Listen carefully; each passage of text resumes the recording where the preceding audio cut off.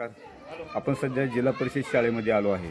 मराठी शाळा टिकल्या पाहिजेत हे केवळ घोषणा देऊन चालणार नाही, तर त्या शाळेसाठी जे काही सुविधा पुरवणे गरजेचे आहे त्या सुविधा पुरवताना ग्रामपंचायत असू द्या, पंचायत समिती असू द्या, जिल्हा परिषद असू द्या किंवा शिक्षण मंत्र्यापासून मुख्यमंत्र्यापर्यंत असू द्या, जे लोक कमी पडतात त्यांना त्यांची उणिवा दाखवून देणं हे आपलं काम आहे. म्हणून मी जिल्हा परिषद शाळा उचेठाण येथे आलेलो आहे. मंडळी, या शाळेमध्ये आता शाळा 15 जूनला सुरू झालेली आहे, परंतु 15 जूनला शाळा सुरू झाली असताना देखील या शाळेमध्ये बाथरूमची सुविधा नाही, संडास बाथरूमची सुविधा नाही, पाण्याची सुविधा नाही किंवा ह्या शाळेमध्ये जी काही वस्तू परिस्थिती आहे, केवळ लाडकी बहीण म्हणून मुख्यमंत्री साहेब बोलतात की माझी लाडकी बहीण योजना आणता, आपल्या माता बहिणींना लाडकी बहीण म्हणतात, परंतु त्या लाडक्या बहिणीला त्या ठिकाणी बाथरूमची सुविधा नाही, त्या लाडक्या बाचिशींना शाळेमध्ये बाथरूमची सुविधा नाही, संडास बाथरूमची सुविधा नाही. या गोष्टी आता मी प्रत्यक्ष व्हिडिओमधून दाखवत आहे.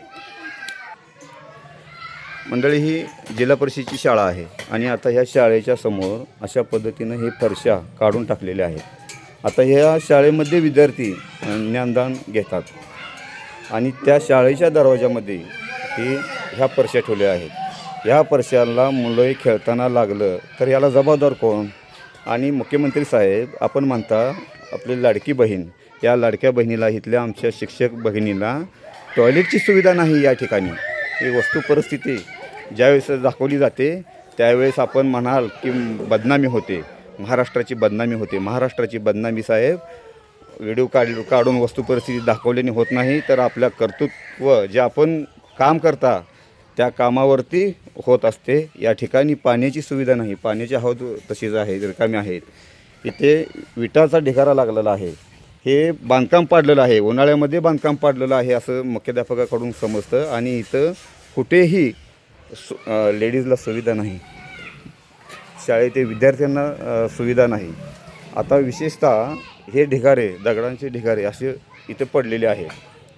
आता हे 1.5 महिना झालं शाळा सुरू होऊन या ठिकाणी जर आपण विद्यार्थ्यांना, इथल्या शिक्षक वर्गांना संडास बाथरूमची सुविधा देणार नसाल, हे शाळेचे बांधकाम हे जर मुलांच्या डोक्यावरती जर पडलं तर याला जबाबदार कोण? हे शिक्षण मंत्र्यांना, इथल्या शिक्षण अधिकाऱ्यांना ह्या गोष्टी समजून घेणं फार गरजेचे आहे. आणि हे अंगणवाडी, या अंगणवाडीची भिंत, आता ही भिंत जर या लहान मुलांच्या वरती जर पडली तर त्याला जबाबदार कोण? या शाळेमध्ये आता हे लहान मुलं इथं खेळत आहेत आणि ज्या ठिकाणी खेळत आहेत त्या ठिकाणी ही कचऱ्याचे ढिगारे आहेत. जर कचऱ्याचे ढिगारे असे जर साचलेले असतील तर याला जबाबदार कोण? या व्यवस्थेला जबाबदार कोण? मग आमच्या मुलांना शाळेमध्ये जर लघवीची सुविधा नाही, टॉयलेटची सुविधा असू द्या, बाथरूमची सुविधा असू द्या, कुठलीही सुविधा भेटत नाही आणि अशा पद्धतीनं हे कचऱ्याच्या ढिगाऱ्यातून मुलं खेळत आहेत. हे भिंत. आणि आता मी शाळेमधून जाऊन आपल्याला दाखवतो. इथे अंगणवाडीमध्ये जे शिक्षक वर्ग सांगत आहे की ही टी व्ही आलेली आहे. आता ही टी व्ही आलेली आहे, पण ही टी व्ही चालू नाही, कारण या ठिकाणी लाईटचे कनेक्शन नाही. आता हे लाईटचे कनेक्शन जर आपण शाळेमध्ये देणार नसाल तर मुलांना ही टी व्ही आपण पाठवली आहे, पण ही टी व्ही पाहणार कसं?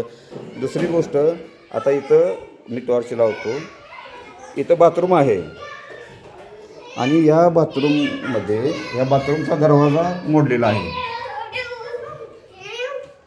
या बाथरूमचा दरवाजा मोडलेला आहे. इथे ना बाथरूमची सुविधा आहे, ना इथलं पाणी, बाथरूमचं पाणी जाण्याची देखील सुविधा नाही. म्हणजे सांगायचा उद्देश असा की जर शासन जाणीवपूर्वक असं जर मुलांच्या भवितव्याशी खेळत असेल तर ही मराठी शाळा टिकणार का? मग खरा प्रश्न राहतो तो सुरक्षेचा. आता ही भिंत शाळेची जर पडली, मुलांच्या अंगावरही पडायला झाली भिंत आहे. आता थोडं जर या भिंतीला टच झाला तरी भिंत पडणार आहे. मग मुख्यमंत्री साहेब, आपण जे बोलताना महाराष्ट्राची बदनामी होते, महाराष्ट्राची बदनामी आपल्या नाकर्तेपणामुळे होत आहे, एवढं मी या व्हिडिओच्या माध्यमातून सांगत आहे.